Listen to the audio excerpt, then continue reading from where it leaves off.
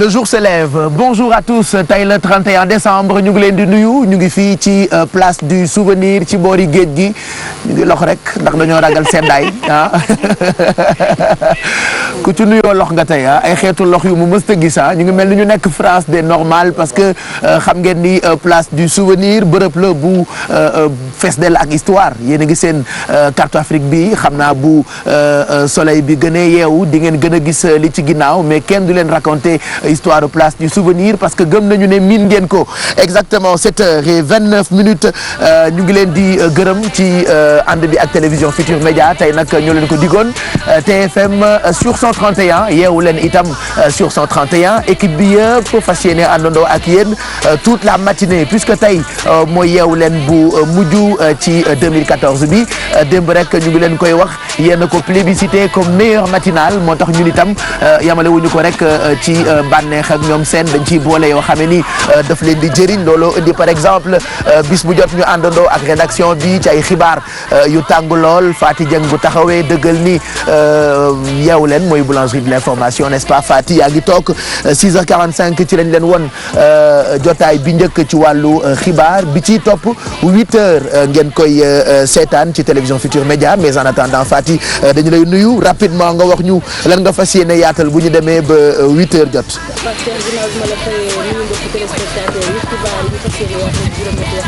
Jammeh di des nekk njiitu réew bu Gambie gannaaw ba ñu bëggee suqati nguur gi tay loxoom te mbir mi antuwul François Nourou Mbaye tey jii nag askan bi dina ko déglu mu jëm ci Fatou Bassirou Faye ndax moom tomboo waale ma ñu teg loxo moom ñoo ko tudd ci mbir mi fekk ni comme ay jegeñaale ñi di lekk syndicat bi lëkkale travailleurs yi yëngu ci wàllu yoon ñoom it tey jii tàllal ba ñu ngi téye seen taxal seen liggéey diirub ñaari waxtu par semaine. Voilà donc téyel micro boobu ndax sa bos. waaw xanaa kon ñu dafa seet dama xalaat fi ñu toog a tax waaw ngelaw lee bëri. y a beaucoup de vent ce matin. non mais xam nga pex mi itam neex na. waaw donc Yaya Jammeh. waaw Yaya Jammeh moom mi ngi des nekk njiitu réew bu Gambie ginnaaw nag bi ñu defee coup d'état boobu nga xam ne antuwul te ñu faat ci sax ay nit dinañ ko faram-fàccee bi juróom-ñetti waxtu jotee. ak it Pape Cheikh François Nourou Mbaye. benn takk der la boo xam ne tombowaale bi ñu teg loxo moom moo ko tudd tey doyen des juges d'instruction. ginnaaw Seth Diagne dina ko déglu ci mbir mi bu fekkee ne itam jege ñaale mi ne woon nañu bés ba ñuy faat Bassirou Faye nekkul woon université beneen ponk kuréel gi lëkkale liggéeykat yu wàllu yoon ñoom tey ci àllarba ji xam naa ni ku dem foofee palais de justice boo moytuwul ci suba gi dina am ay jafe-jafe ndax dinañ toog ñaari waxtu yoo xam ne du ñu liggéey arrêt de travail la ñuy def. d'accord kon bu ca kanamee 8h nga jox ñu xibaar yi waaye bu leen fàtte yeewu leen itam dafay def bilan 2014 moo tax ñun ñëpp kenn ku ci ne dina am noo doxalee malal mu ngi toog ñu ngi lay nuyu Maxluus nee nga boo yëgoon ni fii nii lay seddee nga porté malade man de yëpp laay wax ca kaw lu du fi waxtaane ci suuf rek dama koy biral mu jëm ca kaw na ku ne préparé ku ne la nga waxoon rek na nga ci jaaraat maa ngi ñëw ci yéen ñëpp maa ngi ñëw ci Exidex maa ngi ñëw ci Ndey Bisu maa ngi ñëw ci Alfi Kumba maa ngi ñëw ci Rokhaya Aydara maa ngi ñëw ci Kiara parce que ñëpp laa fi séena képp ku mës a feeñ ci yeewu leen bi en 2014 tey di nga nekk ci plateau bi mais ñi ngi nuyu ñëpp am mbégte donte sax ni ak af na li mag ñi wax af na waaw ñu ngi ngaf-ngafi waaw waaye lii laa la tontu barki démb ko tontu àllarba bii passé waaw nee nga dafa af man mi ni la moo taxit ñu ngi ngaf-ngafi nga waxaat yàlla na nga ko wax en 2015 amin yàlla jàmm décembre 2015 waaw yàlla nag moo ko waxaat amin waaw te fekk mën gi gën a yokk incha allah mu ngi noonu donc Baye dinañu fas ñu mën a yéene selfie suñuy émission waaw selfie suñuy émission suñu bopp nekk ay géri ah tu as vu waaw tubarkalla mu ngi noonu donc c'est un plaisir def ak yéen toute l'année 2014 dinañu def seetlu ci li nga xam ne mooy li gën a fees ci wàllu bëre ak defetu Balla Gaye wàllu football coupe du monde bi nga xam ne Allemagne moo ko jël basket Sénégal def lu am solo ci Espagne ci coupe du monde bi waaye dinañu waxtaanee isim athlétisme ak li nga xam ne moo xew fii ci biir réew mi ci wàllum football loolu lépp bokk na ci ponk yoo xam ne dinañ ko fas yéene faram-fàcce parce qu'en 2014 aussi il faut rappeler que sport bi itam am na yu bëri yoo xamante ni ça a marqué plus d'un waaw yëngu woon na yëngu woon na 2014 yëngu woon na ci li si gën a intéressant mooy si côté Sénégal c'est des notes positives waaw yu bëri yoo xam ne def nañ ko si équipe nationale si internationale bi yëpp ça a été positif objectifs. Donc loolu c'est à retenir. ñu teg ci suñu tànk pour dem 2015 mu gën a baax. incha allah kon ñu ngi lay xaar ñu ngi lay déglu bu ca kanamee ñu ñëw ci yow moom nag ba mu ñëwee dafa jël ay mbàjj yoo xamante ni ca maalu oto ba la ko fàtte woon na ko fa ñaari weer waaye ndeysaan da ko dem réclamer comme si daf koy soxla tout le temps en plus mu àbb west papam papa ji nag west bi sax solatu ko ndax mu ngi ko doon noon ci ki ko jur maanaam maamam moom Bijou Ndiaye waaw ñagg la defa bii de moo gën a grand pied de poule et pourtant code bi tey smoking la woon pour tout le monde robe de soirée pour toutes les filles mais malheureusement fii comme dafa sedd puis la weer laa jël def ci west ku ne jël nga li ne sataatu waxande sol waaw kenn duñu sonal yaa ngi bëgg a dee ak seddaaya mais c'est cool xam nga ginaar bu ñu sotti ndox ba pare teg ko ci biti ni muy seddee teel naa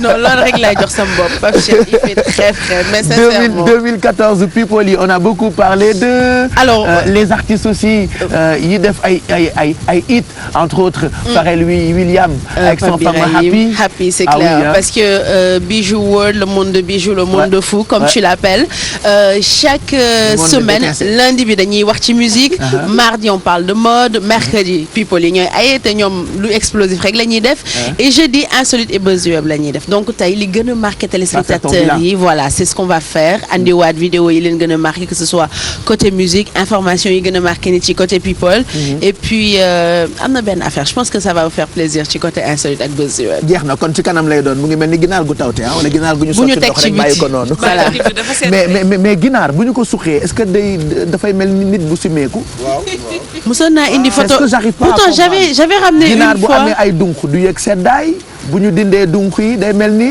nit bu simeeku simeeku nii tuuti rek ma wan la léegi nga xam ne ginaar gi di ressentir simeeku man ma am fit waaw wuy ma kaay ma wax la nag 32 ans en France déglu ay moins 25 degrés damaa bëgg nga def yeewu leen 2015 bu defee noonu damaa bëgg nga def yeewu leen en 2015 bul simeeku allez ci 2014 bi itam Exidex daf ñu dimbali lu bëri ci ay bons plans ci ay bons coins on a eu beaucoup de programmes culturels moom tam il va faire son bilan ce matin ci yeewu leen bi mujj bi en direct fii ci place du souvenir moom nag ndeysaan wekkiwul waaye bëñ bi fan yëpp dafa neewi démb rek nii la ma doon nuyoo mais heureusement ba tey dafa rees quoi comme quoi 2014 bi da nga ciy dugg ak beaucoup de santé ah. mais absolument moom la ñuy ñaan yàlla bu la naree sonal léegi ñu dugg ci waañu alfi bi jël paaka yeeg fourchette yi nañ jël daal di lay wekkil wallaay moom a gënal man de loolu laay ñaan parce que fi mu toll nii moom bëñ bi mi ngi may wan ne vraiment lu mu ndaw allez yow tamit tu feras ton bilan bu ca kanamee. voilà donc tout à l'heure Pape Cheikh daal ñu def benn round up di li ñu jot a wax ci 2014 bi yëpp. fas yéene dugg ci 2015 bi ak jàmm. aussi ñaaxaale aussi askan wi toujours ci consommation locale. ouais. voilà toujours gars yi di continuer sur cette lancée là à savoir di dem di nemmeeku ñi nga xamante ne artisans sénégalais la ñu. nekk ci dëkk bi di defar ay meubles yu rafet. wala ay yëre yu rafet wala ay dàll yu rafet.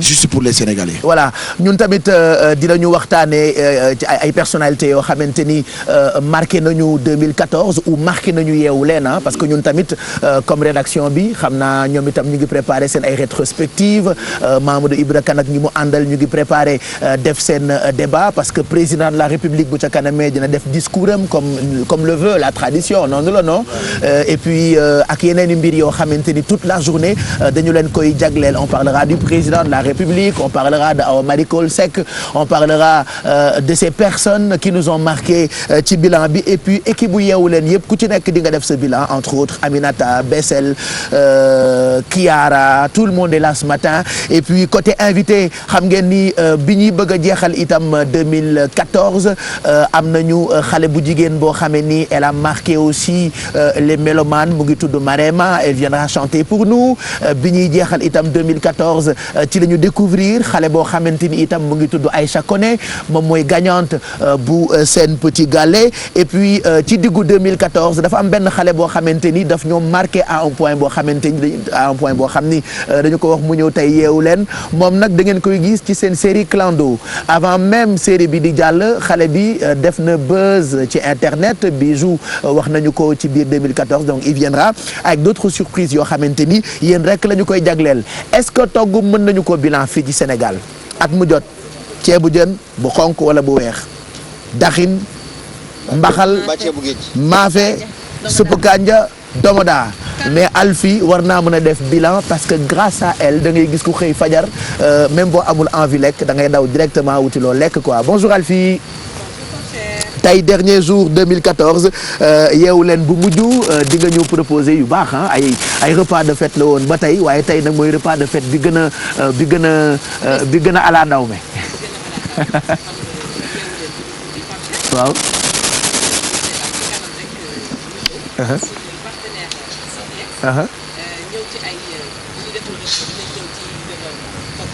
voilà. et puis da nga def lu graaw xam ngeen fii Sénégal suñu jekki bu ñu dee togg dañuy teg seen rajo wala ñu taal seen télé di déglu moom nag DJ la ëndaale xam nga kii ëppal na de ah. hello DJ. waaw mais doo tàngal doo ñu yee tuuti ah. waaw déggal loolu demal ma xool demal tuuti ma xool. yëngal ñu. Alfia gis na. yow mi yaa garaaw. allez donc il va nous accompagner suñu DJ bi bu ko defee ñu mën a bànneexu tey ci télévision Futur Média 7h39 ñu ngi leen di ñaanal encore fin d'année bu neex tey 31 décembre li ñu am comme programme nag ci télé bi il faut que ñu ñëw ci parce que toute la journée da ngeen di am en permanence programme yi ñun nag dañuy nekk à cheval entre fii di place du souvenir ak kër gu mag nag defe naa Mame Faty xam nga ko rédaction baa ngi fay préparé yu garaaw ah. waaw rédaction bi mi ngi ko waxee Pape Cheikh tey le 31 décembre ñun sax foog naa ni comme Noël bi mu débuté ba léegi rédaction ñoom ñu ngi wax ci fin d'année bi rétrospecté rek waaw rétrospective xam nga comme ni ngeen di defee seen rubrique yi rétrospectiveur xam nga des ki nekk rédaction moo xam économie portrait découverte ñoom tamit dañu commencé seen rétro donc à part discours de la nation bi nga xam ne chef de l'État daf ko war a adressé population bi ñëpp di ko xaar itam di ngeen mën a am seen yeneen yu baax yoo xam ne dafa yëngu ci wàllu information ak li marqué atum 2014. voilà alors ñu wax tuuti ci journaux yi dañuy naaw nag moo tax duñu leen mën a won yu bëri parce que damay ragal te benn journal mu naaw dem géej gàngale ca ginnaaw ci ginnaaw carte bi populaire laa gis ci xëtëb bu njëkk ñu bind ni Yaya Jammeh dafa tuumal Sénégal. waaw ci li ko bëggoon a dal démb. waaw ci coup d'état bi populaire wax na ko ñu ne Jammeh accuse le Sénégal ndaxte bu ñu xoolee communiqué bi nga xam ne Pape Cheikh génne na ko ci page Facebook am Pape Cheikh génne na ko wala. da nga ko riib waaw mais na leer na leer ñi yeewoogul seeni nopp day buuse.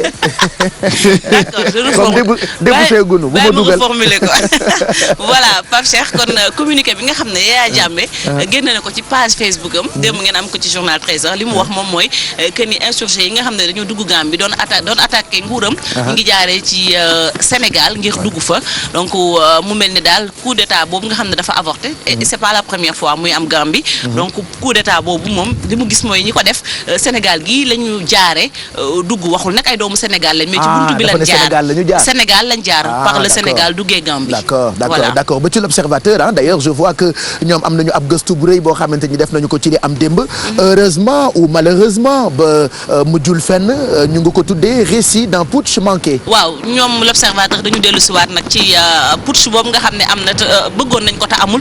ñoom li ñu gis daal l'observateur def ci ay enquête mooy mbir mi li tax mu antuwul Pape Cheikh dafa am ñoo xamante ne dañu bokk ci armée bi bokkoon ci mbir mi dem ba ci biir ñu war leen maanaam trahison dafi am gars yi yoole seen morom yi moom moo tax mbir mi mujjeewul antu. voilà avion baa ngi romb de tey di lépp ngeen di dégg lu leer laa leen wax parce que la télé c'est que de la télé franchement donc nous ne faisons que de la télé. Voilà pour vous téléspectateurs. Voilà parce que vous êtes des regardeurs. Et tey fin d'année tout est permis. Voilà. Tout est permis et puis je vois ci grand place tey ñu def nataalu président Wade ñu bind ni tegg na tànkam ci li mu bëggoon def daa bëggoon porter plainte Macky Sall c'est ça ñu bind ni la trêve bi sax entre guillemets la ko grand place def il renonce à sa plainte contre Macky Sall. waaw mu mel ni waaw comme ArcelorMittal bi nga doon wax ni mu siiwee. dafa mel ni coow laa ngay bëgg a jeex ndax xam nga Ablaye Wade bi ko fi sulli woon. moom daal signé na trêve ba. maanaam plainte ba ñu ca jëm nee na ñu dakkal na ko lan moo tax Grand Place wax ko ak fan la ko wéer ku jënd yéenekaay bi xam naa ni di nga ko boo ko liiree di nga ci am li nga xamante si moom lañ ci bind. voilà et puis je vois Direct Info xëyee tey ak déclaration de patrimoine fan yëpp ñu ngi koy waxtaanee ak kënu ko dénk soxna na fi mi ci col bi moom nag miinanteeguñu moo tax ñemeegu ma koo woyaan damay ragal woyaan ko mu laaj ma ñaata laa denc qu'est-ce que j'ai mais j'ai rien à part une grande maison à Ndoukoura. Alors je vois que Direct Info nee na Macky jure sur l'honneur ses ministres apportent des preuves. ci li ñu am. ci li ñu am waaw xam nga déclaration patrimoine soxna na fi ngoom boobu Pape Cheikh bi mu waxee ne OFNAC benn jëwri ñëwatu fa le président de la République joxe woon app tey nag app bi tey lay jeex ndax dañu woon fii ak njeexintalu at bi on est le 31 décembre moom li mu gis rek moom mooy ay jëwriñam bu nu demee dinañ indi firnde yi ci war lépp lu ñu mën a jàpp nag mooy fi mu ne nii moom Pape Cheikh OFNAC am nañu dem gaa waaye ba léegi am nañu des. voilà yéenekaay bi di Libération xëyee na ak coowal Aïda Ndiong itam 2014 on a beaucoup parlé d'elle moom ak Karim Wade defe naa lu jëm ci fi coow moom siiw nañ ci lool ñu bind ni lu toll ci ñeent ci ay millions ci kopparu Europe dañu ko bloqué ca Paris. waaw mu jëm nag ci mbirum Aïda Ndiong xam nga ni nga ko waxee jamono ji ñu àddoo caabi da ko féete ginnaaw mu yàgg fa lool moom soxna Aïda Ndiong nekk libéral bu mag li ñu gis nag moom mooy coow feeñaat na ca ndax lu toll ci 4 millions d'euros gis nañ ne dañ ko bloqué fële ca Paris Libération moom moo xëy génn foofu ci 31 décembre Pape Cheikh. voilà et puis je vois que yéenekaay bi di L'As itam ñëwaat na ci coup d'état avorté coup d'état bi avorté. coup d'état ba antuwul. noonu la xam nga comme titre yi da nga naan gars yi dañuy joŋe waaw. dañu jóge ci titre yi. waaw coup d'état avorté ma antuwul. Malal xam nga loolu avortement. waaw xam naa avortement bu baax. du coup d'état. au sens propre comme au sens figuré. ok d'accord voilà sens yëpp nga xam. da ngaa xaw a figuré tey suba sax un coup d'état avorté en Gambie chronique d'une folle journée. waaw loolee la yéenekaay bi di L'As xëyee ak it ay révélation yoo xamee ni jëm na ci baarataal mi nga xamee ni moom dafa jàkkaarloo ak xëy yi jëm ci li ñu wax ni am na ko ci ay action ci société boobu tudd Dakhlia. waaw Dakhlia SA L'As génnaat na ci nga xam mooy journée démb bi ak na mu garaawee foofee ca Gambie. waaye itam la xewoon ci Ndakaaru ci ëttu attekaay bu mag bi ndax Karim Wade dañ ko doon atte comme ni ñu ko waxee Souleymane Sy moom moo tuddoon ni baarataal société bi di Dakhlia SA am na ci téeméer boo jël benn ba maanaam actionnaire la ci 1% la si am moom baarataal patron Jean Lefebvre démb dem na waaye lu ñu gis daal moom mooy dafa mel ni ku doon solde ay comptam ak kii di Karim Wade. d'accord alors baarataal ba léegi gis naa ni Walfadjri itam xëyee na ko tey ci xëtam bu njëkk maa ngi koy liir ñu ne démb la ñu ko déglu ni témoin ci mbir moomu donc baarataal solde ses comptes avec Karim. la Walfadjri xëyee. waaw Walfadjri li naataango mi nekk L'As xëyee rek la xëyee. baarataal démb ci ëttu attekaay ba tàngoon na lool lu ko waral joxe na ay révélation yu bëri comme ni ñu ko waxee rek ci société bi di Dakhlia SA ñu ne woon moo nekkoon seen PCA. nekk itam actionnaire am ci 1% dañ ko cité woon comme témoin. démb bu mu yegsee dafa mel ni am na lu mu doon réglé ak Karim Wade. ba ci yéenekaay bi di Sud Quotidien loolee la xëyee tey ci xëtam bu njëkk appel à la barre à propos de la société Dakhlia. baarataal solde ses comptes. les comptes donc ñoom ñëpp daanaka ñoo bokk. titre li ñuy titré.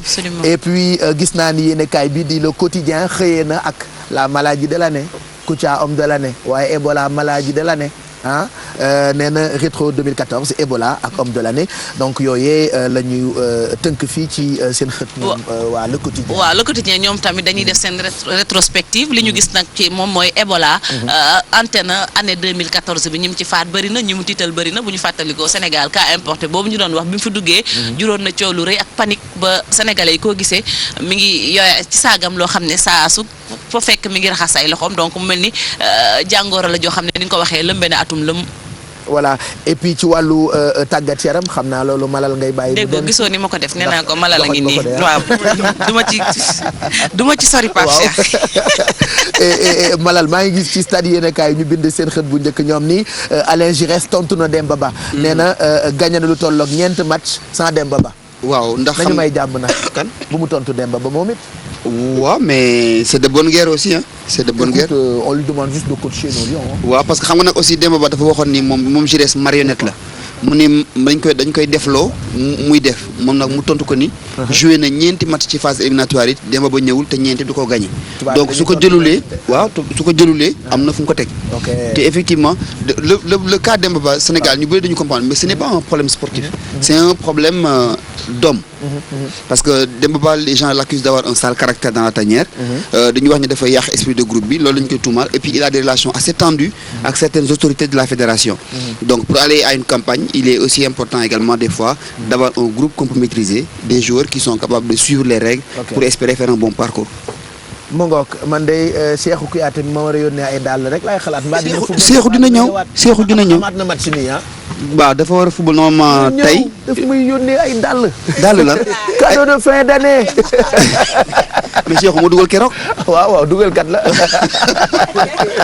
jërëjëf Malal waa kay kon ñu fàttali leen bu fekkee yéen a ngi doog a yeewu ba àndandoo ak ñun ñu ngi en direct ci place du souvenir tey nag yeewu leen dafa dem ci 31 wam télévision Futur Média itam sur 131 fii ba minuit dañuy àndandoo ak yéen ba ci 12 coups de minuit yooyu ñu ngi ci booru géej gi moo tax xam naa ni li ngeen di seetaan mu ngi àndandoo ak ngelaw waaye xam nga Ndakaaru moom lu mu sedd bu ñu demee ba boori 11h quand même tàngaay bi jip très rapidement maam Fati nga jàppale ñu rek ci jaww ji nee nañu tey yeewu nañu quand même ak péex mu bëri et que seddaay bi dafa nar a dem fii ba février. waaw fii ba février lay dem Pape Cheikh fi mu ne nii Dakar ñu ngi ci 19 degré kon man dama yërëm waa Saint-Louis ñoom ñi nekk ci 12 degré donc température minimale bi la ñu ne nii waa lii lan la nii Bouba Ndour lii lan la nii.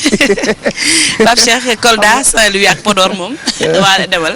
non xam nga télé bi dañu ko dégg koo xam ne dafa ëppal Bouba innovation. ci kër ga rek waaye ñame innovation waral lii ñu ngi bëgg a dee waaye yooyu it fekkee woo ko de ma ngay lox rek jël na wàllam ma nga naan gaaw leen seen il faut ko ngan ju temps ak lox bi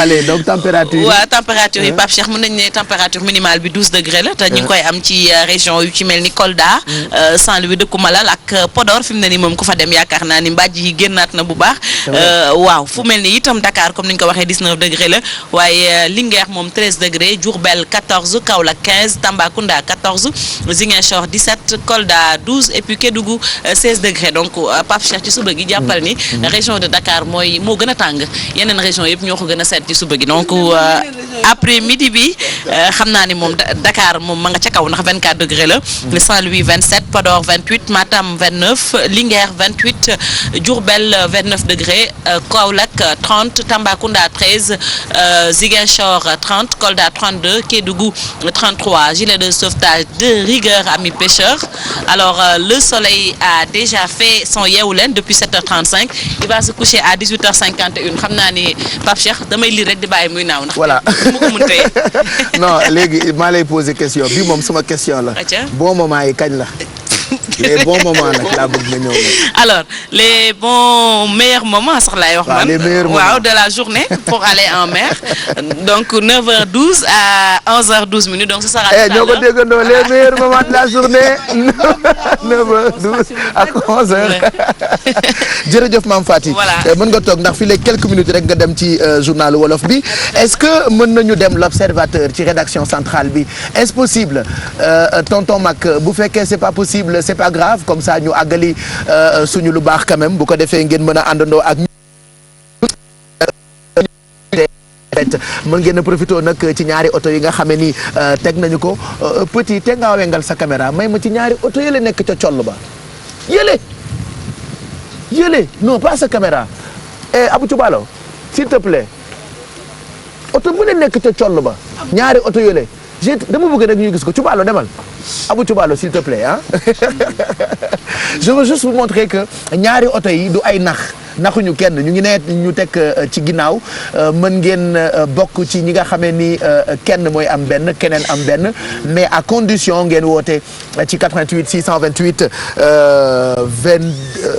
628 14 14 wala 88 628 14 14 je permets juste à Khadim voilà merci oto yaa ngi noonu ma nga ne la ca coll ba ki koy filmer nag ñu ngi jéggalu dafa gàtt voilà qui a dara divisé par 2 la mu ngi tudd Khadim regardez donc c'est 2 belles voitures rien que pour vous yéen ñi nga xamee ni yéenay àndandoo ak ñun tout au long de cette matinée ci télévision Futur Média et puis ngeen yónnee ay messages faites FETE ci 26 444 dama bëgg a bàyyi ba ci ñaareelu xaaj bi quand même pour tàngal ak yi ñu programmé tey en attendant mën nañoo waxtaan parce que yi ñu marqué bëri na n'est-ce pas ah yow Exidex li la marqué ci 2014 quand même bëri na waaw bëri na surtout man toujours ci wàllu kii la artisan yi laay wax. ci événement yi boo dinañ ci ñëw bi ci kaname mais sooy xool groupe Futur Média surtout particulièrement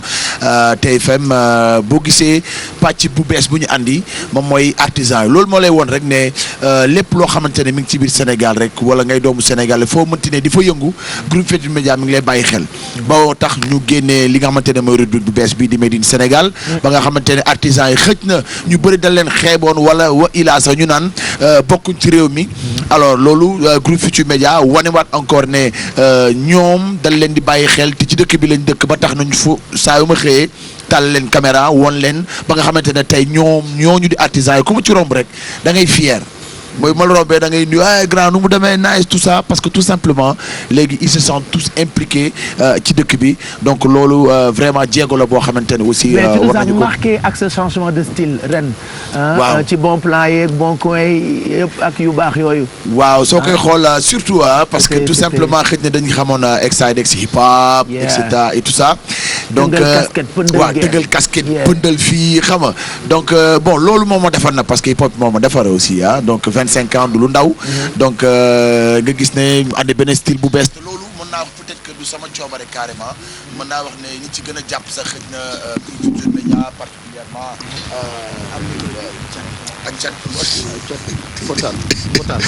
voilà alors voilà style bi changé ko parce que tout simplement dañu ma déy dañu ne ma écoute am na loo xamante ne xëy na tamit war nga ci war a mën a yëngu war nga mën a defal andi style bu bees surtout vestimentaire et cetera bon surtout un petit clin d'œil ki nga xamante ne moom surtout moom ci doon ñaax ba à un moment nag je disais non je voulais pas changer de style non dama bañ parce que xam nga changement du ñëpp am fit bi c'est pas tout le monde qui j'avais pas le courage alors à chaque fois Bouba Ndour voilà donc Bouba Ndour à chaque fois il me disait non il faut changer mais moi je disais non parce que tout simplement j'avais pas le courage et puis xaw ma woon lan lay fekki mais après nank et tout ça là après bon voilà ñu gis beneen non yokk loxo bi nag defe naa ne buuba da ngay xaar ba déwén fi mu toll nii lii baax na step by step la ñuy def maa ngi ñëw ndànk et tout bon voilà je pense que ne pour man découvrir naa beneen Exidex waaw beneen Exidex la ñu yee mën naa aussi tamit yow maa ngi lay remercier aussi parce que de par ton biais aussi maa ngi def sama reconversion billet 10 000 euros billet 10 000 euros parce que moom laa wax toujours xëj na du caa gën sax mais parfois dana am dara luy nekk ci yow effectivement luy nelaw loo xam ne ñeneen ñi ñoo koy gis dañ koy ñoqati waaw géwél 100%. la voilà tout ça. dëgg li waaw voilà donc waaw. yëgg Palmeew ñu ngi nuyu Palmeew fa la sekk ni jógee fa bay Palmeew waa Palmeew ñu ngi leen di nuyu donc voilà loolu moo lay woon tout simplement que groupe Futur Média y a des gens yoo xamante ne du ñu yem rek ci defar la ay programme mais tout simplement aussi dañuy yee liy nelaw ci yow et puis ils t'accompagnent à ce que nga mën a am benn mise à niveau parce que avant tout aussi animateur nga léegi choix bi il est personnel man hip hop laa choisir mais on est des artistes je peux faire du mbala demain je peux faire du zouk etc. Polyvalent dans il faut être polyvalent. Voilà. Et c'est ce que j'ai appris ci vraiment 2014 bi j'ai appris que je pouvais être polyvalent te def naa léegi ci kanam raw li bët.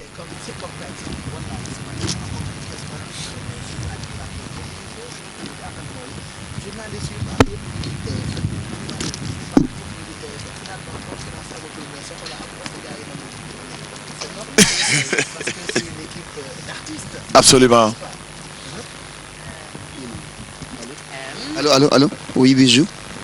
J'écoute. Voilà, on vous écoute maintenant. Bonjour. Alors 2014, ce que j'ai envie de dire moi que je suis vraiment heureuse de liguer avec équipe bi may liggéeyal. Parce que d'habitude vous êtes dans une émission mais les gens ne s'aiment pas forcément, on est juste des collègues dañuy liggéey wàcc ñibbi mais j'ai trouvé des amis. Et jëlal defaru bi bàyyi jëlal defaru bi. Vraiment, je suis pas du matin. Oui, un amour aussi, mon grand amour, oui. Non, vraiment, je ne suis pas du matin.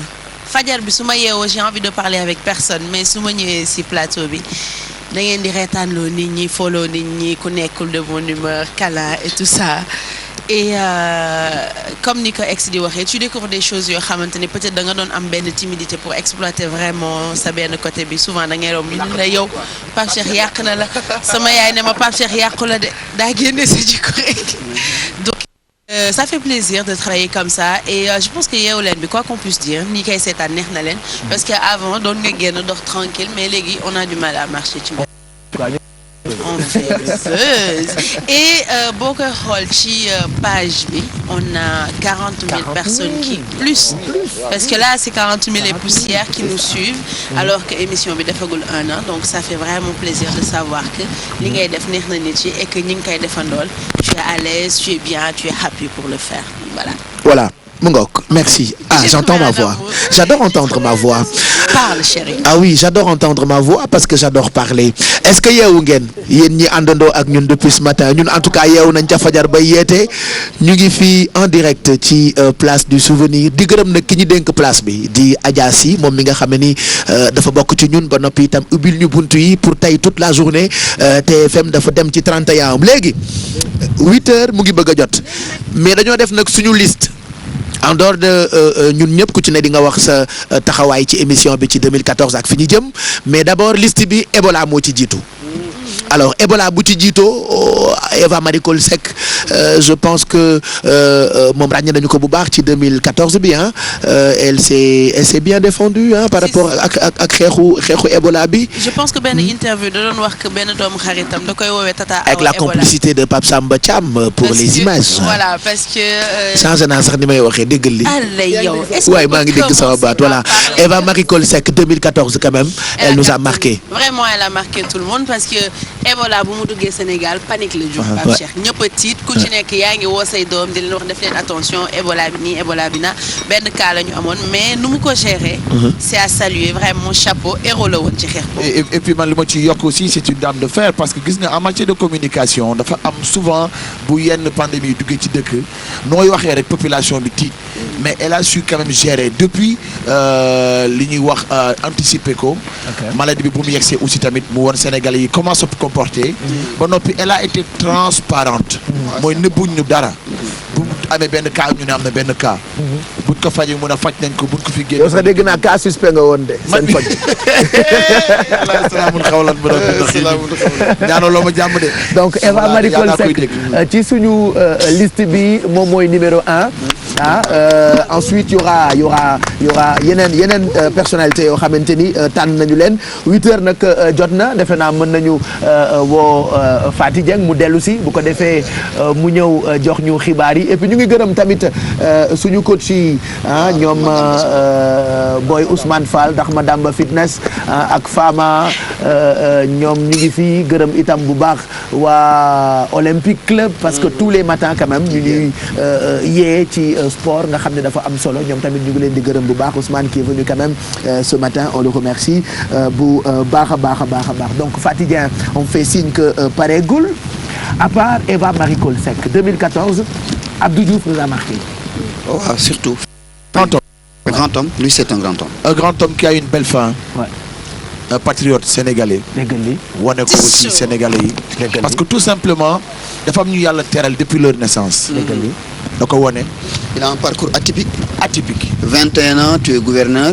Ensuite tu deviens directeur de cabinet du président de la République. c'est comme moi. Tu deviens premier ministre je pense son âge, à quand même, 35 ans je crois. J'étais gouverneur de mon quartier. Voilà. À l'école j'étais le gouverneur de classe. man je suis président des rues publiques. déggal li des rues publiques. Voilà. mais Abdou Diouf il nous a marqué absolument ak mémoire bu mu génnee francophonie. c'est clair Pape Cheikh c'est un homme qu'on respecte. li mu jiite francophonie yëpp c'était sans défaut. moo tax ñu bëri bëgguñu woon sax mu quitté. daf ko defaraat. ah oui il a donné un visage à l'institution l'organisation internationale de la francophonie amoon na mais amuloon visage on ne savait pas fu mu jëm.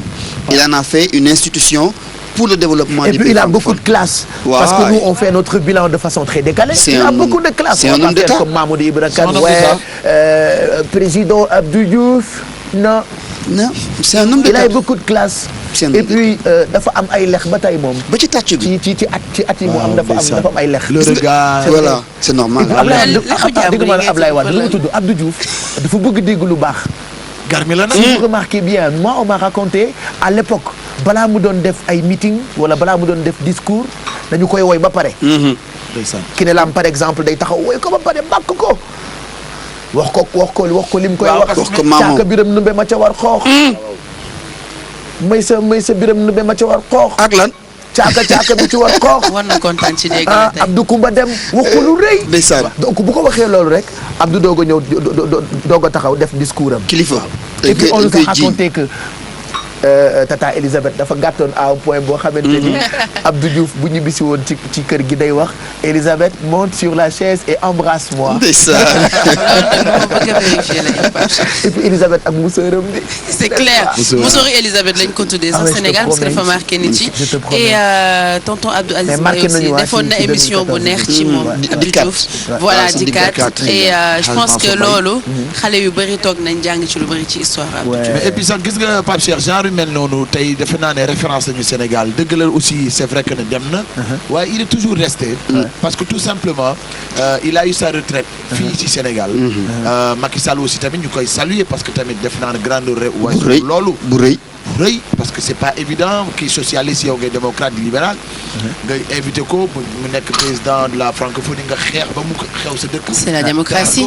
c'est la démocratie c'est la démocratie. Glacie plutôt. démocratie. c'est de belle jàpp moo tax nga dugal ci glace grawul on te comprend. donc Abdou Diouf il nous a marqué.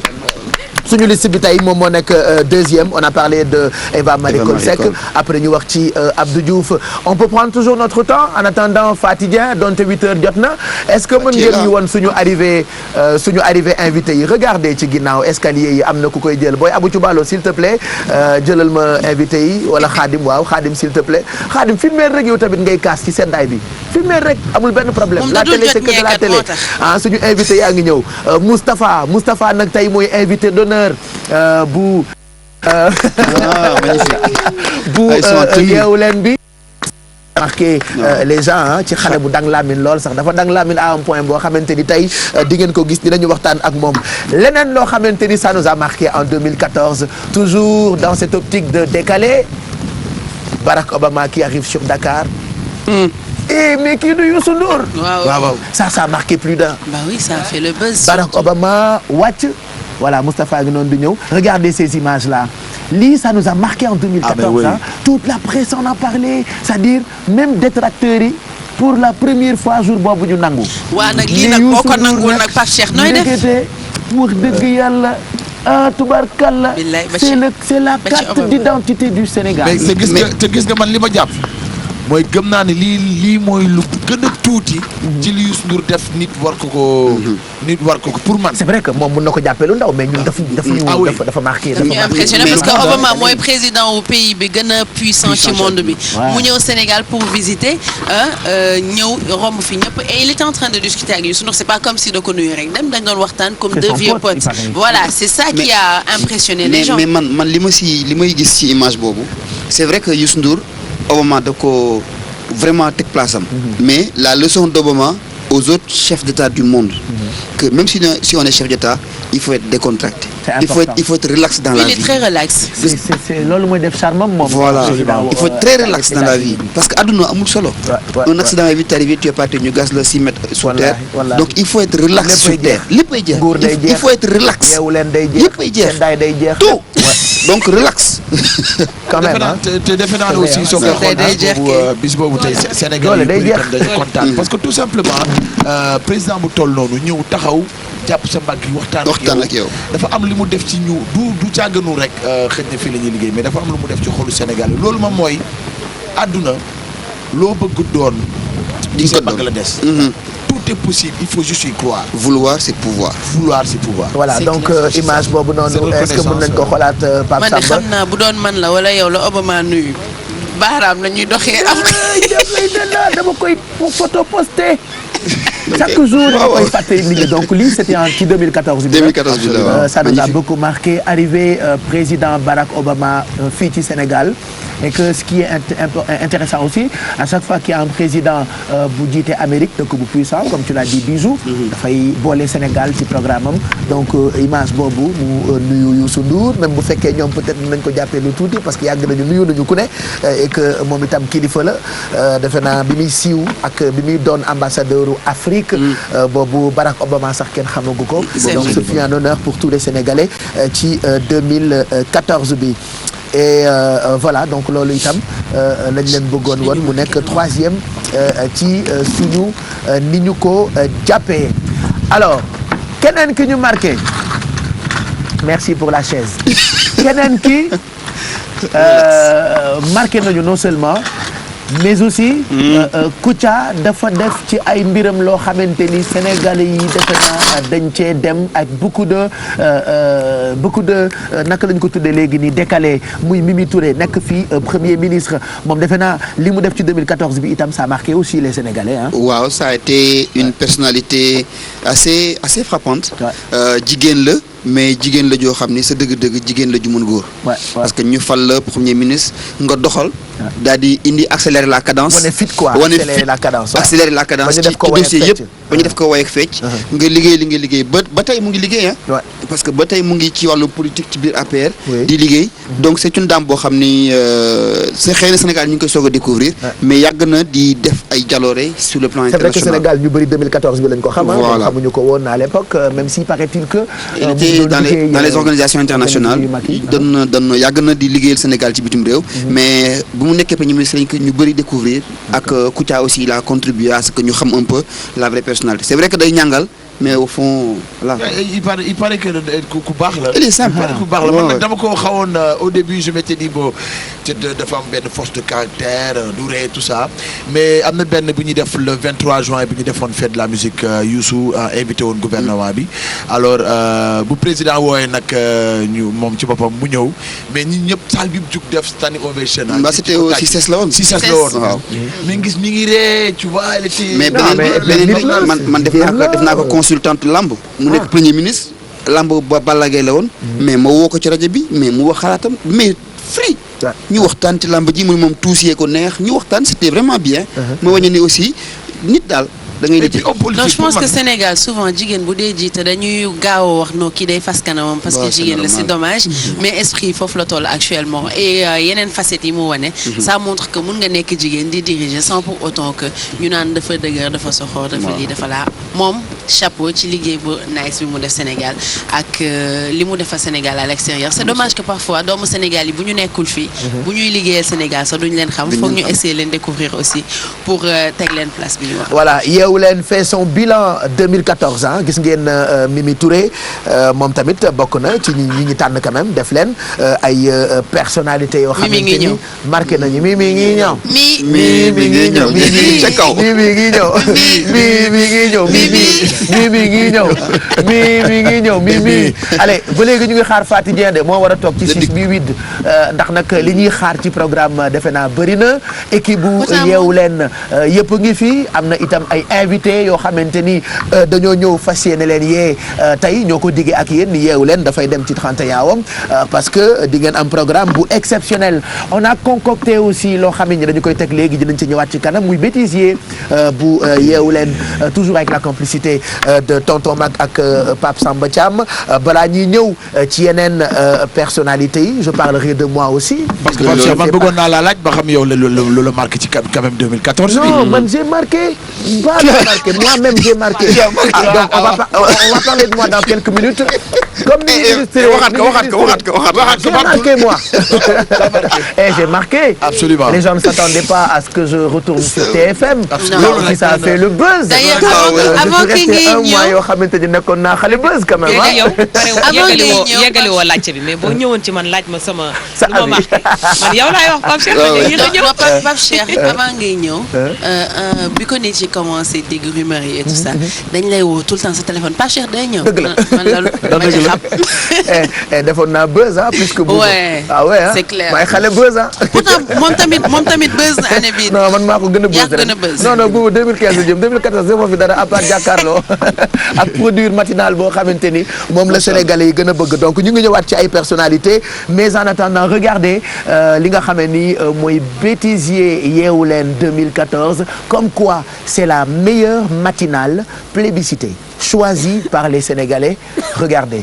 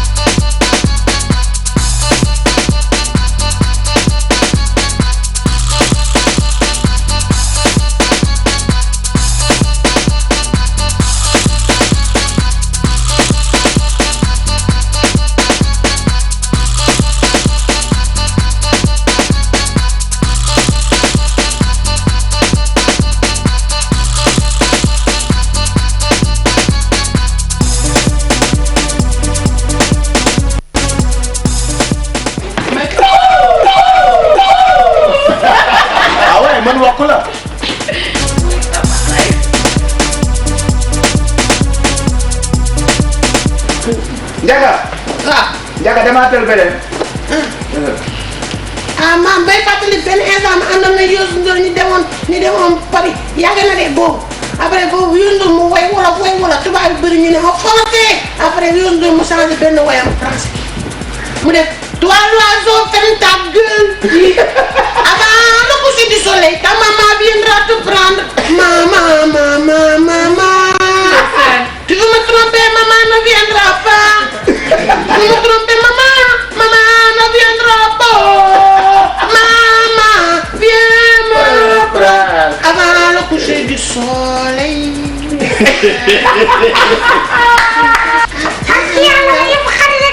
ma xam naa la xam tax ñun ñoo bokk suñu jóge yow yaa ngi jóge Diop ma ngi jóge laay dem après ñu ñëw ba Dakar après am nañ leen dem rek ne ñëw ñun dañ dem tere. yow tonton naa la xam nga waaye yow dem ba nga yow. waaw foofu laa nekk dem ma ne si gannaaw.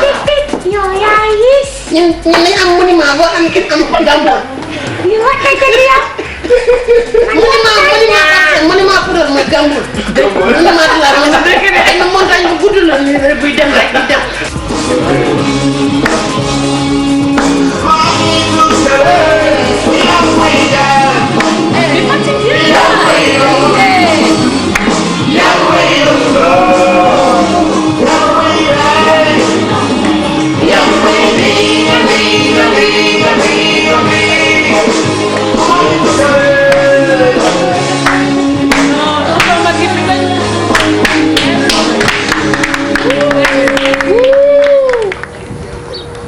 gërëm ak équipe technique bi yëpp ñooñu itam ñu jar a gërëm la ñu xam naa dañuy xaar ba ci kanam parce que chaque jour ñu wax leen ni yeewu leen du ñun ñuy feeñ rek dafa am équipe bu doy waar bu nekk ci ginnaaw ki koy jiite ñaare di tonton Mag wala Mao Cissé Vieux Diouf itam jàppoon na ci mbiru Sarr jot na ñëw waaye yàggu fi nee naa ko day ñu may 1 heure de temps ci yow rek par fajar muy jaay star alors qu'au fond contraire bi laa bëgguma sax muy ñëw parce que mbiru bu ñëwee day nelaw mais aussi jàpp na ci tout le temps y a eu aussi vraiment caméraman yi ak technicien yu mag yi nga xamante ni dañoo xarañ goo xamante ni fu ñu xëyee rek ñu gunge leen ba ngeen kontaan la preuve regardez ce magnifique plateau est-ce que mën nañ ko am en large comme ça yéen ñii seetaan ngeen duufee seen ay bët comme quoi ay bëtu garmi rek ngeen yor lu baax ngeen di bëgg di seetaan lu baax loolu nag télévision Futur Média moo leen koy baaxee bis bu jot ci suñu ay programme Faty Dieng avec beaucoup de retard defe naa war nañoo mën a nag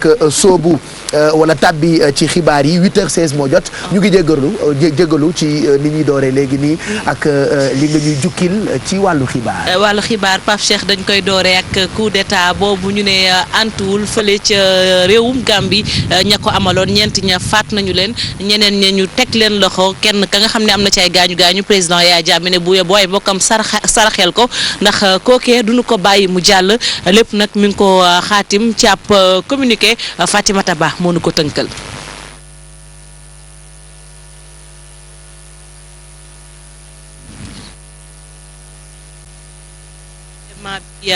antuwul ba tey ñuy wax rek ne avion président Yaya Jammeh jóge woon Dubaï def na escale fële ci aéroport bu N'Djamena laata muy dem Tchad moom président Jammeh sax tey jii ñi ngi ko koy xaar ngeen baal ma fële ca réewum Gambie ñu wax ci mbirum Hissène Habré ñi koy layool joxoñ baaraamu tuuma ki nga xamante ne si ñi nga xam ne ñoom ñoo mooy Maître El Hadji Diouf moom El Hadji Diouf indi ci ay tontu démb ci ndajeem ak taskatu xibaar yi mu ne lépp lu ñu wax jëmale ko ci moom dara amu ci ba noppi mu ne mbette la àndal ndax fukki at ak ñeent mi ngi liggéey ak Hissène Habré nee na giseem ak Idriss Déby jublu ci lenn lu ñaaw waaye defar moom moo ko ci dugal dañ ci ànd ak Ibrahima Kane démb moo fa teewoon. diggante maître El Hadji Diouf ak Hissène Habré mën nañu jàpp ne tas na ci kanamu taskatu xibaar yi maître El Hadji Diouf ngañ nag communiqué bi Hissène Habré bind jàpp ne loolee li ko tax a jóg du lenn lu dul yàq deram gannaaw bi mu dajee ak président Idriss Déby maître El Hadji Diouf jàpp ne communiqué bi liñ ci bind yépp ay nar la. Macky Sall waxul ak man yónneewuma kenn it koo xam ne ma Macky Sall nee na gën a gis Déby barke Nabi Moustapha loolu amul ay nar yu rëy a rëy ngi noonu. ponk lu fen ngi noonu man nag xaw ma fen yooyu luñ ci nar luñ ci jublu ni Macky Sall Macky suma xarit la di bon après moom mënul fexe ba Macky def suma xarit damay xam Macky Sall ñu jàng xaw ma après même bu fekkee ne régime Macky Sall boo ko jàpp lu tax quand même man ba bàyyi Macky Sall nag xëy na loolu la may mere it xëy na bu ko defoon lu mer ba man comprendre ma te dégg naa mu ne wuy Sénégal ñoo ànd ba ko àttee ànd ak Déby jël El Hadji Diouf léegi El Hadji Diouf sax moom dafa jël côté camp am na fu mu far léegi. moom avocat bi gannaaw fukki at ak ñeent muy layal nag Hissène Habré tey jii jàpp na ne client daf ko war. moo tax demul Nigéria bi ko bëggoon yóbbu pour faat ko comme Charles Taylor moo tax demul N'Djamena bi ko Wade bëggoon a yónnee pour ñu rey ko. man dañ maa bëgg a yàq sama der waaye man du ma baadoo la du ma jaam du ma traite li métti nag mooy. ndaar bi fayul xorom. maître El Hadji Diouf di xamle ne musula teg benn jéego boo xamante ne nii dafa nar a nasaxal ay intérêt wu Hissène Habré ci loolu nag mu ne sax laataa muy dajeek président Déby moom jéem na woo Hissène Habré wante lu ni mel mujjuta antu gannaaw gi ci la ko yëgal soxnaam. mu nga niñ leen ko waxee woon ci bopp xibaar yi François Nourou Mbaye dinañ ko déglu ci mbir Fatou Bassirou Faye ki nga xam ne nag mooy doyen des juges d'instruction moom moo ko nar a déglu gannaaw ba ñu dégloo Set Diagne moom nag Tombon Waly ñu ne moo tudd turam moom Tombon Waly ci fàttali caabi daf ko féete gannaaw ay mbokki François Nourou boobu ne gune gile seen doom toll ci ñaar fukki at ak juróom-benn bis ba ñuy faat Bassirou Faye nekkul woon Université Cheikh Anta Diop bu Ndakaaru waaye mi ngi woon ci yeneen bedd ñu wax ci ñeneen liggéeykat yi entreprise bi di génie civil ak ñi nga xam ne ñoom ñoo yëngu ci wàllum ñi naan leen ay concasseur démb danoo amal toogaanu ñaxtu takk seen morso yu xonk juróom-ñeenti weer ci seen i payoor la ñuy laaj ñu ne itam rafetlu wuñu doxalinu doomu seen njiit boobile ñu jeexalee ak xibaaru suba gi feetu 31 décembre bu ñu nee nag 31 décembre mu jëm ci ay baal poussière ak choléra mooy yu yàgg yooyu mag ñi di fàttaliku jamono ñenn ci ñoom ne nag mbir la daal mu amoon xorom amoon feeling bu fekkee ni itam ndaw yi léegi ñi ngi soppi doxalin dañ ci ànd ak Aminata Mbaari Sow gise nak ñenn ci sunu mag yi. Youssou Kanté di ab ndaw moom nag mu ngi dëkk ci Grand Yoff di benn quartier fii ci Ndakaaru ngir fête fin d'année yi nag xale lu góor li na mën a dem soirée ànd ak xaritam bu jigéen. 31 bi moom comme d'habitude rek bon premier jour bi mun naa su fekkee jour 31 bi la moom jour bi ci guddi mun naa bon naa ànd ak sama copine dem boîte lu ma mën a def pour bégal sama xol moom bon du ma ci dellu gannaaw dinaa ko def sans failite. uute lool ak Balla Diassé moom nag atam sore lool sëñ bi di fàttaliku at yi nga xam ni ay soirée choléra la ñu doon organiser bu fête fin d'année amee. boobu temps ay choléra moo daan am ay choléra bon choléra boo ko déggee benn genre association ñooy formé def genre cérémonie choléra def jaay seen ticket jaay seen kii avec civilisation. boobu jamono moo si ay 1500 2000 nga daan cotiser. ñaari génération ñoom ñaar nag kenn ci ñoom bokkul ni ngay fêter fin d'année yi Balla Diassé di ñaawlu doxalinu ndaw léegi yi. bal poussière boo ko déggee xeetu choléra la rek mooy li ma doon wax sànq maanaam poussière da ngay fecc ba poussière bi jug su poussière bi jugul rek doo yow pour yow baal loolu waaw doo demee sax di nga dem ba sa kër xëppoo ndox wala sanguwaat mais soj dikkal la. du ko dem fenn auparavant comme il y a de cela 2 ans la ma doon dem mais léegi moom je préfère rester ak sama gars yi quoi. 2014 a ngi jeex 2015 di ñëw li nag di at mu bees boo xam ni ñëpp dañ koy fêter génération boo mën a bokk nag war nga fêter at mu bees mi lee. Aminata Mbaare Sow ñu lay sant di la gërëm yéen tamit naka noonu ci teewlu bi waaye it Pape Cheikh jaajëfal la kontaan nañ lool nag bi xibaar yi jeexee incha allah. yéen tamit ñu ngi leen di gërëm bu baax. ñoo gën a kontaan nañu taxawaayu rédaction bi ci yeewu leen bi. budul woon nag yéen sax mu xam nga yenn saa yi ñu ne ñoom dañuy caaxaan rek waaye sérieux bi ci nekk yëpp tubaarkàlla yéen a ko ci indi te xam nga xorom dafa am solo. absolument poobar bi ci yeewu leen yëpp rédaction la donc yow la ñuy jox ngërëm gi nga yóbbul ko rédaction bi yëpp Aïssatou Diop Fall ak ña fa nekk ñëpp ñu ngi leen di gërëm bu baax. ñun et puis on vous félicite ci liggéey bu rafet bi ngeen def ci 2014. c'est vrai que pareegu leen.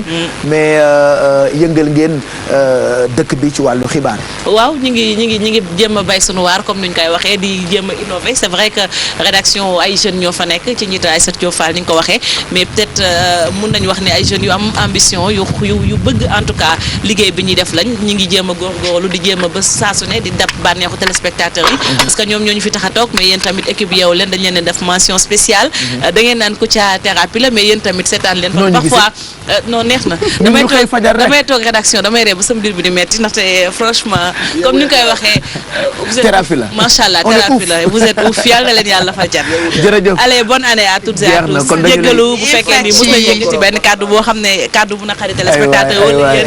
kaay leen voilà du suñu coono ñu fóonandoo ko nag non mu ngi ñuy jooyloo nag man de damaa càng fii sax xaaral ma ñëw fóon la nañu ko fóon nag Fati yaa ngi dem sa dem neex ko ñëw foo jubo yàlla na fa yiw yàlla jëm Fati yaa ngi dem sa dem neex Blue yàlla na fa yiw waaye ak sa ngi jooy sax Fati bul dem yow toogal tuuti waay Fati ngay dem Fati ngi mel ni kuy sëyiwul de day dem kër gu mag ba 10 heures merci voilà merci Fati jërëjëf Fati Bessel la ngi ñëw nañu dem accueillir ko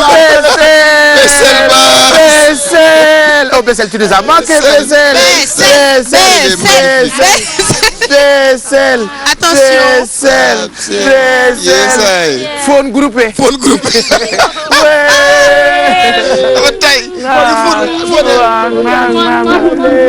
malal la ñu tàcc plaisir rek malal bàyyi ki ngay def phone groupé Machallah. waaw. Bouba ngi nii. Vrai.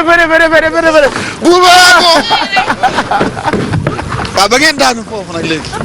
merci Ousmane koj ko jàppale leen ko. mënuñu tëb. remonte. ok on t'attend et bu ko fóon yow bëgg nga lu neex kaay. magnifique kaay. allez viens. c'est magnifique. est-ce que xam ngeen ni tey c'est magnifique tey place du souvenir dafay yëngu. day yëngu parce que pare wuñu duñu def yeewu leen rek mais toute la journée. ñun fii la ñuy nekk. di yëngu di yëngal. di jaabante. nekk à cheval entre diggante kër gu mag. ak place du souvenir. parce qu'on a très envie de montrer que 31 décembre il faut que ñu def li ñu tuddee déchaîner. waaw. mais Kiara est là phone groupé pourquoi. Mbathio Ndiaye. am na solo. salut ma jolie. allez ñu ngi leen di fàttali ne ñu ngi àndandoo ak yéen fii ba 12 coups de minuit ci bis bi tey 31 décembre Bessel bienvenue Kiara bienvenue tu nous as beaucoup marqué ak rubrique parmi nous. Ah bon? Ah oui tu as marqué beaucoup de Sénégalais. Ouais. Parce que je pense que c'est la première fois que ñu gis ci télévision sénégalaise une blanche bugguñu ko woowee noonu sax mais bon voilà tubaab buy def émission voilà. Voilà, moi, quand même, ça fait un bon moment que je suis avec l'entreprise du groupe Futur Média. Ça fait plaisir quand même, c'est vrai, je crois, parce que je ne sais pas si avant, dans les télés sénégalais, il y avait une européenne, mais je ne crois pas. Donc, quand même, ça fait plaisir. On a eu à l'époque Koutoudon Mylène Bal. Bon, après, non, mais qui a ramoré de ça quand même. Ouais, franchement. C'est normal, c'est mes origines, le bout, tu ne les connais pas. Mais non, ça fait plaisir. Ça fait plaisir et ça fait plaisir surtout la réponse du public. Parce que vraiment, les Sénégalais ont été très ouverts, très accueillants et surtout très participatifs concernant la rubrique Parmi nous. Et je dois dire surtout les Sénégalais de la diaspora, les Sénégalais qui sont en Italie, c'est ma famille élastique maintenant. Donc vraiment, ça fait plaisir. Ça veut dire que le travail qu'on fait paye à la fin. Et puis après, c'est la petite famille quand on est quand même immigré dans un pays et la famille est loin. On se reconstitue une famille ici. Donc voilà, vous faites partie de ma famille. Les Sénégalais font partie de ma famille. Ndeysaan. Oh, ndeysaan. Après, et en plus, j'ai trouvé mon frère, attention, Mr. Doff. Vous formez un beau couple à la télé. yow ak Exidex toujours dañuy gis ni moom dafa am fit parce que yenn saa yi mu def ay reportages yoo xamante ne un jour on en a parlé ak suñu benn xarit Daouda Mbow ak ñeneen sax ñu ne moom dafa bëgg Sénégal ba nga xam ni am na ay reportages yoo xamante ni yéen a ko waroon def yéen Sénégalais yi mais moom moo koy dem defi yooyu itam bokk na ci li tax Sénégalais yi bëgg la lool sax nous on t'adore. Ah, ça fait vraiment plaisir. Voilà. Maintenant, j'attends juste mes papiers sénégalais, Monsieur le Président. Vous êtes un peu en retard, donc voilà. Ton passeport sénégalais, ta carte d'identité sénégalaise. Sénégalais 100%, comme ça je peux aller voter. Jeex na. Bessel est là. Bessel ñu ngi lay nuyu. maa ngi lay fay Pape Cheikh di nuyu tamit ñi nekk ci plateau bi di nuyu ñi nga xamante ne ñoom ñoo ñuy seetaan di wax rek mbégte ak bànneex ci plateau bu yanj bi jàkkaarloog géej gi waaye ngelaw leeg sedd gi moom tege na fi de. bari na fi lool. donc 2014 nag c'est 2014 la quand même toj nga fi ci carnet de voyage. toj nga fi ci li nga xamee ni moo di horaire bi à chaque fois nga am fit di dugg ci yoo xamante ni d'habitude ba télé di am Sénégal ba tey ay tubaab rek doon ñëw di dem di def yooyu mais yow nga ñëw am fit di wane yoo xamante ni peut-être am na fit am valeur sénégalais yi xamuñu ko. xam nga Pape Cheikh dans la vie comme li may wax rek man dama bëgg tout le temps lu may def. fekk kenn du ko def même si c'est impossible que nit def loo xam ne kenn mënu ko def mais man tout le temps ci idée boobu lay demee te tamit télé du studio kese et bu ñu ne miroir du Sénégal donc Télé Futurs Médias ñëw ci loolu yaakaar naa ne dañ ko war a génnee donc dem ci àll bi wala loolu vraiment plaisir bu rëy a rëy la nee naa loolu lu ñuy def di defaat saa su ne dama koy defaat te damay am fit bi ànd ak nit ñi di ko def ànd ak tamit ñi nga xamante ne ñoom ñoo nekk ci kër gi en plus xam nga yow émission horaire bi biñ koy démarrer boobu ñëwagoo woon ci Télé Futurs Médias mais xam nga ku mel ni yéen nga def dara tout le temps ñu woo la il m'appelait souvent mu ne ma noo Bessel vraiment je t'encourage li ngay def et tout ça là nit ñooñu ñoo lay gën a encourager pour nga def li nga xamante ne moom mooy liggéey boobu Pape Cheikh. waaye Pape Cheikh moom it dama koy remercier parce que jàppale na ma bu baax bi may def sama rubrique Made in Sénégal ak découverte bi souvent dafa mën a jox ay conseils mais pour te dire encore merci Bessel. de rien parce que c'est pas évident bon ak ñu naan. am na ñoo xam ni Bessel dafa âgé de dama lay wax lu leer c'est vrai que man peut-être xam naa ko parce que ñoo àndoon sama classe de guerre la ca Colobane mais quand même ku ko xamul ne maire la. nañu maire la de Costere dafa waane moo tax. et puis li ñu marqué man li ma marqué surtout mooy liggéey nañu nag ba dem tribunal on a été entendu par le juge. tout à fait yow ak man ça je raconte l'histoire tout le temps. 2014 bi itam bokk na ci li marqué sénégalais yi le fait que ñu convoqué. amoon na buzz torop Pape Cheikh Diallo tribunal bi ñuy dem man sax xawoon naa ragal tuuti nag. waaw mais xam nga Pape Cheikh nit lépp looy def ci àdduna rek il faut que des fois tamit nga sóoraale conséquences yi. man bi ma juge bi ne comment tu t'appelles Youssou Ndour laa ko wax dama tiit man xaw ma yooyu. Pape Cheikh loolu sant yàlla la. monsieur comment vous vous appelez ma ne ko Youssou Ndour j'ai cru entendre kan ngay liggéeyal. day wax rek danoo deful loolu. ma ne ko Youssou Ndour fas sama kanam. mais Pape Cheikh c'est normal xam nga damay sant yàlla. bu ma loolu dalul woon rek ma xam ne kon li may def baaxul parce que liggéey booy def ñëpp apprécier ko mosoo dégg kenn ku la ne liggéey bi critiqué la. donc il faut que mu am benn ndog-ndog boo xam ne dalay daal mënu ci ñàkk donc dama ciy sant yàlla bu baax a baax. di jéggaluwaat encore. damay jéggaluwaat voilà objectif bi en fait du ñaawal. c'était pas ñaawal parce que de fait que tamit ñu jóge fa yéeg ca montagne. dem fa fekk leen ñu ubbi ñu suñuy buntu. ñu dugg seeni kër ñu waxtaan ak ñoom. muy bétig yi ma làkk ak ñoom langue bétig vraiment donc maa ngi jéggaluwaat ñun ñëpp ñu ngi jéggaluwaat. erreur la woon rek te yaakaar naa ne incha allah. rectifier nañu erreur boobu Pape Cheikh Diallo. dañ fay dellu et puis ce qui est marrant dans l'histoire ñun bu ñu demee ci tribunal bi ba jugement bi war a commencer on s'est rendu compte que ñoom dañu apprécier dañu bëgg li ñuy def peut-être que xam nga souvent am na ñu mel ni bisu xaw a seytaane xam nga taal bi ci suuf waaw def leen lii et tout ça en 2015 nag yàlla nañu yàlla musal ci xeetu nit yooyu nga xam ne ni bëri woon nañ ci réew mi en 2014 Pape Samba Thiam sa veste xat na pour affaire bétik yi Pape Cheikh xam nga des fois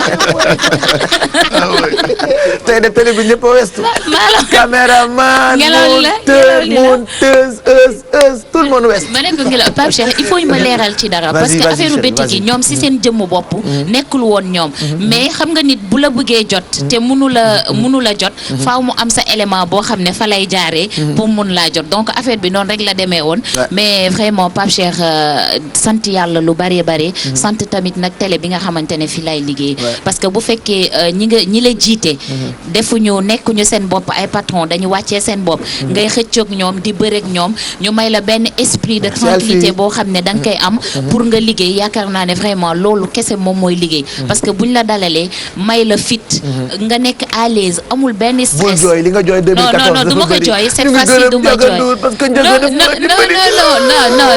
da nga ñëw ëpp rongoñ man li ma njëkk defal su ma ko waxoon fii doo jooy. Pape Cheikh xam nga suñu milieu ça c'est vrai je suis entièrement d'accord ci télé bi non bàyyi naa jooy. Résolution 2015.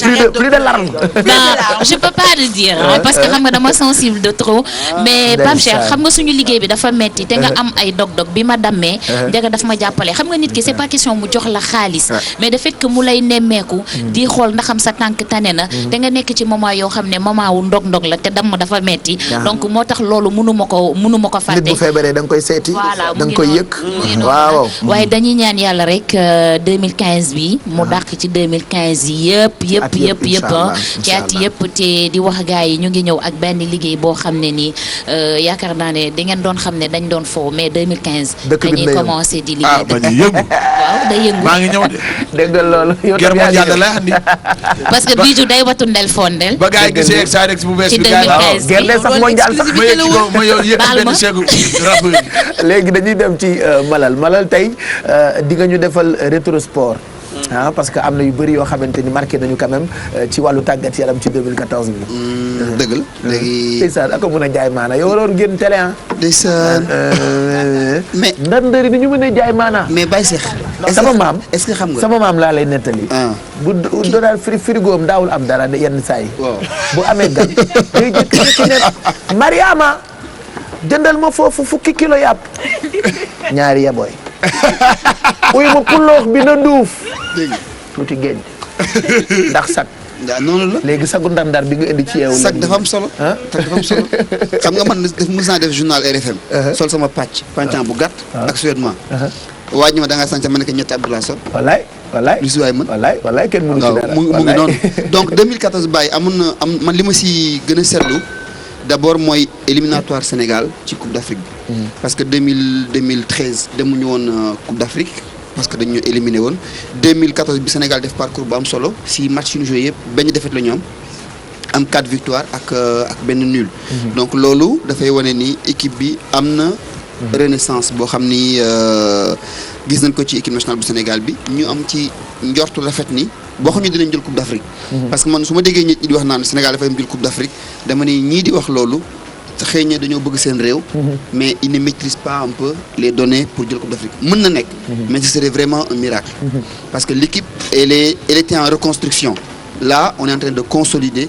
acquis yi ñu amoon ci équipe boobu xëy na bii kaan weesoo bi ci topp mën nañu nekk un prétendant sérieux li ñu si marqué aussi si 2014 bi moom mooy li nga xam ni ci wàllu football AS Pikine def na ko jóge Ligue 1 jóge Ligue 2 ñëw championnat national ñafe jël coupe du Sénégal jël championnat foog naa ni c'est la première fois dans l'histoire équipe jóge 2009 on a même pas les images u AS Pikine voilà mu ngi noonu jóge 2009 la ñëw ligue professionnelle football ba def parcours bu am solo boobu war a dem Afrique donc loolu mooy wàññe ni aussi football dafa am un ensemble dafa am ay joueurs am un public ak li nga xam ne moom mooy la base affective donc loolu moom mooy li ñu marqué fii au niveau national ci doublé boobu nga xam ne AS Pikine def nañu ko ñu war a dem Afrique ici aussi remercier président Macky Sall pas parce qu'on est des politiques mais on est des sportifs et bu ñu gisee mu jàppale les sportifs dañu koy rafetlu parce que may na leen xaalis 50 millions yëkkati bus de 30 places bu bees tax may leen ko donc mu ngi leen di dooleel joxe na ay instruction pour ñu defar stade Alassane Djigo donc am na solo mais bu ko gënee mën a yaatal ci yeneen équipe yi stade bu Ngor bi su ñu ko defaree tam dinañu jël dinañ waxtaanee itam si wàllu 2014 bi lamb Balla Gaye mi nga xam ne moo nekkoon dalli ngóor gi te ñëpp Bombardier daan ko mu nekk troisième défaite tam kenn xaaral woon Bombardier daan Balla Gaye mu nekk lu am solo loo xam ne gis nañu ko Bombardier mujj nekk léegi roi des arènes donc loolu tam bokk na si li nga xam ne gis nañ ko ci 2015 voilà ak wàllu basket aussi ak Sénégal lu mu def ci coupe du monde ba ca Espagne Sénégal mu ngi soog a gagné match en phase de poule coupe du monde ba noppi dem ba huitième de finale une équipe boo xam ni on disait que dañuy dem pour jël ndàdd donc loolu itam bokk na si li ñuy rafetlu te bu ñuy xool Sénégal amul salle de basket bu jag bu ñuy xool Sénégal benn salle de basket bu tëju la ñu am muy Marius Ndiaye te c'est une salle boo xam ni nekkatul sax aux normes africaines donc équipe bi entraîné foofu dem ñafe ba nekk jouer huitième de finale coupe du monde mooy wañe ni am na potentiel tant si joueurs yi que si encadreurs yi donc moyen moo manqué sport ban lañ ci defaraat ci 2014 bi am na bu ñu doon réfectionné defe naa ban stade réfectionné nañu dans les régions ok mooy c'est des stades de football d'accord def si gazon synthétique Fatick Diourbel Saint-Louis ak Amadou Barry dinañ defaraat stade bi nga xam ne moom mooy Alassane Djigo parce que tapis bi yàqu na waaw dafa yàqu mais jot na Sénégal am salle de basket parce que fu mu toll nii même compétition tout temps ki sax Marius Ndiaye baaxutul moom dañuy waxante dëgg rek Marius Ndiaye jagatul ñu ngi fay yëngu na parce que ku amul yaay namp maam mais baaxatul donc loolu bokk na si li ñu marqué ak coupe du monde bi amoon Brésil bon man particulièrement ça m'a marqué parce que bu ma nekkee xale le rêve c'était d'aller au Brésil parce que c'est une terre de football donc j'ai été au Brésil bi ma wàccee Brésil je me suis dit voilà quoi c'est magnifique parce que tout petit on rêvait de ça là on est journaliste on a une accréditation peut dem dans les stades dem Maracana dem dans les plus grands stades yi nga xam ne ku ne da nga koy dégg ci àdduna ñu dem aussi assister ci benn affaire bu am solo foofu mooy la défaite du Brésil face à l'Allemagne en demi-finale lu kenn xaarul woon les gens disaient bon Brésil mën na ñàkk mais 2-1 peut-être 3-2 affaire yi noonu en 30 minutes ils ont pris 5 buts teewul dañoo cool amul manifestation amul déconné amul dara ils ont accepté Allemagne nekk champion du monde nekk un beau champion du monde li ñu jeexalee mu nekk une triste nouvelle pour le sport sénégalais mooy Kassé Agne bi changé nationalité c'était sur lui bu ñu yaakaaroon pour am médaille olympique xëy na en 2016 manque de moyens encore manque d'assistance encore mu jógee nationalité Sénégal dem def France parce que foofu au moins dinañ ko toppatoo loolu aussi marqué na ma lool parce que mooy wane ni bëgg nañu ko mais amaguñu jumtukaay ak outils yi war pour mën a doxal d'accord alors 2015 bi fu ñu jëm fu ngeen jëm ak ñun ci rajo bi ak ci télé bi tam bon ci rajo bi déjà ñu ngi nas loo xam ni 2015 bi mooy janvier à partir du 5 ou 6 incha allah rabbi pour Coupe d'Afrique bi dinañu am programme boo xam ne aussi dinañ ko taxawal si côté TFM bi ñu normal bi nii am na leneen loo xam tam nas nañ ko pour dem ci TFM sport mu nar a doon une chaîne boo xam ne ce sera uniquement dédié au sport te ce sera la chaîne des sportifs kon dinañ ko seetaan ba ñàkk waaw mu ngi noonu waaw Télésport carrément TFM sport donc loolu mu ngi ñëw ak basket bi aussi dañu war a def éliminatoire basket góor ñi aller-retour ak Mali ce sera au mois de février ak li nga xam ne nag moom mooy xeexew bi gën a mag ci sport ci wàllu lamb 2015 diggante Eumeu Sène ak Balla Gaye numéro 2. GFM moom moo ko tëgg. ñu fas yéene ci nag liggéey à partir de fin janvier. jëm avril. incha allah mu ngi noonu. voilà kon ñu ngi lay gërëm bu baax Malal. mën naa liggéey bee boor. bonne année 2015. mais j'ai oublié de dire aussi. que am naa mbégte lool. bokk ci émission yeewu leen bi. wallaahi. waaw ndax tam. yow sa jikko nag dafa nuroog émission bi. waaw ndax da nga yaatu. dama yaatu free. yow yaay Malal non stress. non stress waaw man moom sa dëgg-dëgg zéro stress.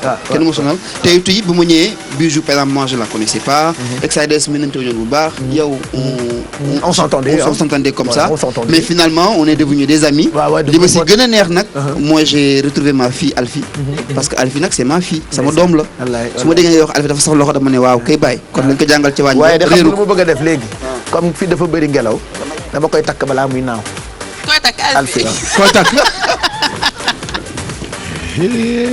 voilà. dama koy takk balaa muy naaw. wuy ko buum bu dëgër la. voilà. léegi Alfie dootoo mën a naaw. parce que y a beaucoup de vent. bu ngoog.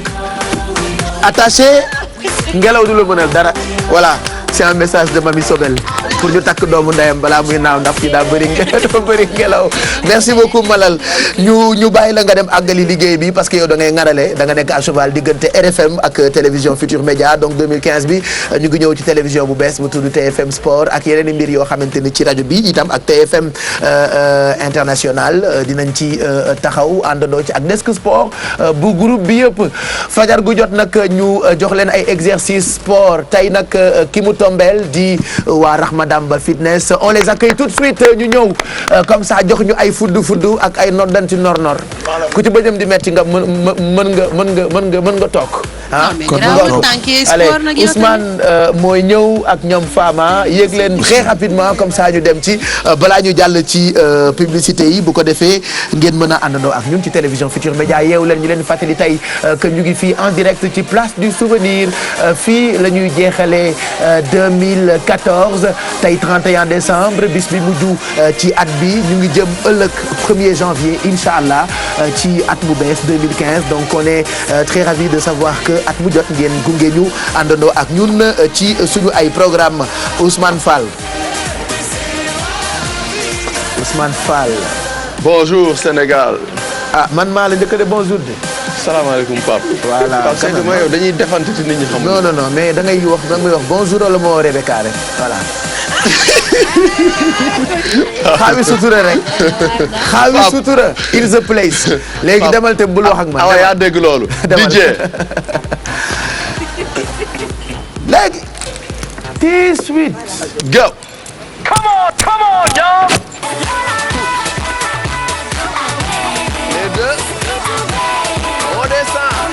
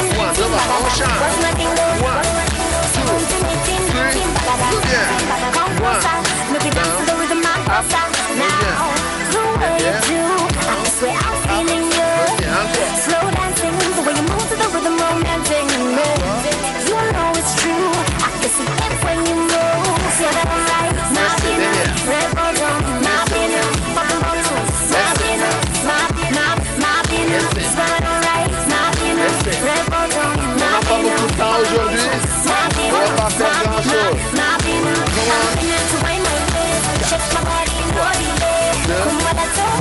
On termine avec ça. 1, 2, 3, jump. 1, 2, 3. 1, 2, 3. 1,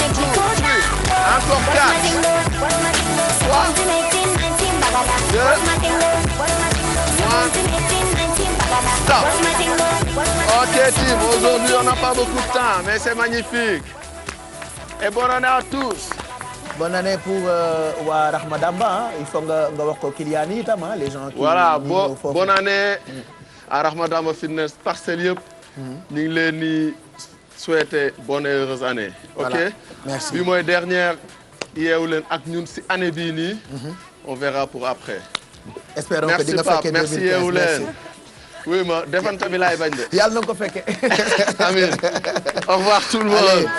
merci coach nous remercions suñu coach yëpp muy waa Rahma Damba fitness ak waa Olympique Club tous les matins ñoom ñoo ñuy gunge ci ay exercices yoo xam ne dañu koy joxe comme quoi je le rappelle encore defee wuñu ko ni ñu ko bëggee yéen ni ngeen ko bëggee la ñu koy defee Bessel merci bu ca kanamee parce que dem amul dañuy def photo de famille muy photo 2014 bi après ñu xool est-ce que dinañu fekkee décembre 2015 pour defaat beneen photo changer photo bi ñuy def tey donc vous restez avec nous parce que toute l'équipe est là ce matin je rappelle que tey bis bu mujj bi ba ci 12 coups de minuit yi fii la ñu koy dundee en direct ci place du souvenir on va enchaîner avec cette page de pub comme ça juste après on se retrouve pour la suite